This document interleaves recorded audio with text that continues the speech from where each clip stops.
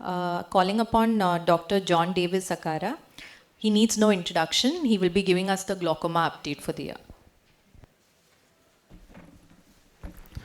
Thank you, Dr. Sugaranjini, for organizing this. So this is a very useful talk. I think this is going to be the one which is going to be updated every year, because there is no other thing. That is how it is supposed to be. So glaucoma, there are lots of things in glaucoma. Unfortunately, I could cover only a little bit, and I will keep updating more soon. So if you look at it, I am just looking at it at the various parts of the glaucoma evaluation, treatment and all that. So in diagnostic techniques, so first glaucoma, we look at the IOP. So IOP, we know we have all the other devices. We have the non-contact tonometer, the tonopen, the rebound tonometer, on all that. Then this IOP by contact lens is the Sensimed trigger fish. So it's the contact lens which has a IOP measurement option. So this is using the stretching of the contact lens. It is converted into the IOP measurements by using artificial intelligence. So that was one thing. But there is another thing also. There's an intraocular implant to measure the IOP. So that was the iMate IO. So that came out first, and that was supposed to be done during cataract surgery.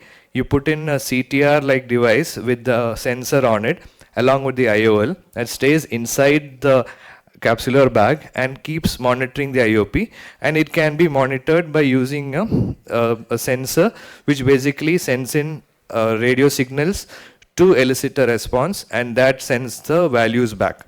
So that was one thing, and this can give an actual continuous true measurement of the intraocular pressure. And they recently came out with iMate SC, which is a suprachoroidal device. So this is implanted here and keeps continuously measuring the IOP. So these are some of the things in IOP, but for regular usage, we have so many advancements in the rebound tonometer and all that, which can be used in different positions. Diagnostic modalities, there are lots of updates. So I'm just picking out only a few. So one is the detection of apoptosing retinal cells. So this allows you to look at apoptosis on the retina and allows you to see if there is any progression of the glaucoma changes. So that is RGC death can be looked at. And in anterior segment imaging, we can also look at things in 3D. So 3D anterior segment OCT has been available, and you can look at it in more detail. And as always, the resolution of all these things keeps getting better and better. And you just saw the anterior segment OCT has become so sharp now. And along with that, you can even look at the something you call 4D, is basically 3D with movement. So you can look at ultrasound in 3D and 4D.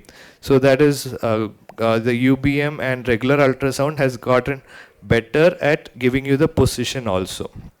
Then for looking at the angle, you have the portable angle imaging devices. So you can use this gonio pen to directly take an image of the angle. It's a contact procedure. You just place it on the angle and you get a direct gonio image. And then there is the GS1, which is a desktop device which takes a complete 360-degree angle view. So it is a contact device. It is a 16 mirror gonio prism which touches on the eye, and the device takes multiple images, stitches them together to get you a complete image of the angle.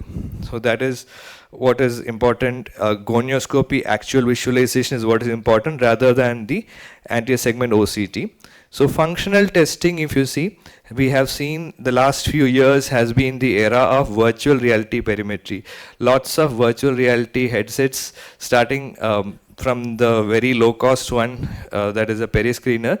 Now a lot of virtual reality headsets have not only perimetry, they also have visual acuity, contrast sensitivity, stereopsis testing, so many things built in now. Even pupillometry has been incorporated in some of the newer ones.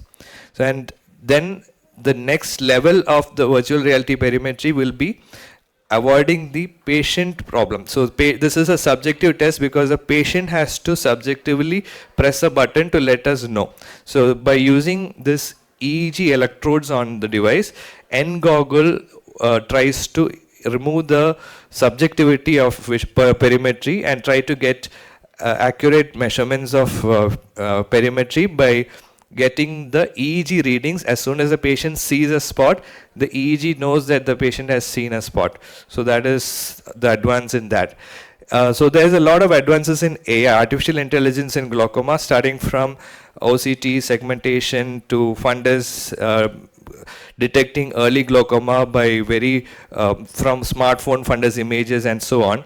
But there's also a lot in perimetry. So pre-perimetric glaucoma is now possible to detect pre-perimetric glaucoma from perimetry, and you can differentiate various types of visual fields defects by using AI. And there is a group which was able to predict the future 5.5 years of visual fields of a patient by training their AI with 32,000 visual fields. So you can tell a patient that if your eye pressure is maintained within this range of IOP, this will be your visual field in the next 5 years. So that is also possible with AI. Medications, so there's been a lot of medications which have come. So I have not gone into the research medications, but latanoprostene, netasudil, ripasudil all has come, and there is a triple drug combination also now. But more importantly, the medication delivery systems have also changed. So there is now an implant which keeps releasing travoprost. So iDose is an implant which is implanted and gives you a slow release of travoprost. It's a 75 microgram implant which keeps releasing slowly. And also there are devices which helps to improve the medication adherence, starting from the eye drop guides to the guides with sensors to let you know how many times a day it has been, whether it has been used every day, and it keeps a documentation of the medication use. Another thing is the iNovia Optojet and the ECM devices, which tries to spray the medication into the eye. So how it works is the medication is kept in front of the eye, and this device sprays the medication onto the surface of the eye, and that allows you to use very minimal amounts of medication, because that is all that is needed. And because the sensor looks at the eye properly and sends the medication in, it is always accurately given, and it is monitored also. So this is probably the future of eye drops. No longer eye drops, it's going to be a jet of medication sprayed into the eye. So many things about lasers. There is now direct SLT which uses lasers which allows you to do the SLT from outside. So ab externo through the sclera, it allows you to do the SLT laser on a machine like this. This is the Eagle machine. This is regular SLT with a gonioscope, and internally this is from external. And there is the excimer laser trabeculostomy. There is the laser mix. There is this one. You go in with the laser probe and make a hole using that. And micropulse transscleral laser is also there. That's been a few years. So that is another method of treating glaucoma, and this can be used even in eyes with good vision. Pattern scanning SLT is there. So that allows you to put all the spots very quickly. It's just similar as the Pascal. And surgical advances in implants, there is the glaucoma drainage device, the iWatch, which has a variable IOP control. So you can see what is the eye pressure control, and then use this device which is called an iWatch, and this has magnets here, which allows you to adjust the resistance to flow of the tube. So that allows you to control the IOP after the surgery. You can titrate the IOP after surgery. Due to lack of time, I'm not going into the other surgical advances and genetics and all that. Thank you. I'll give you more updates on glaucoma. Unfortunately, I could cover only a little bit of it. Thank you. I think you've done a great job. If I could ask you one question, Dr. John. The 3D OCT that you showed was really interesting. As a postgraduate, I used to wonder, gonioscopy, you have to touch the eye of the patient. Why can't we just image the entire angle? Do you feel this is going to, overthrow the gonioscopy? Like, do you feel it can replace it?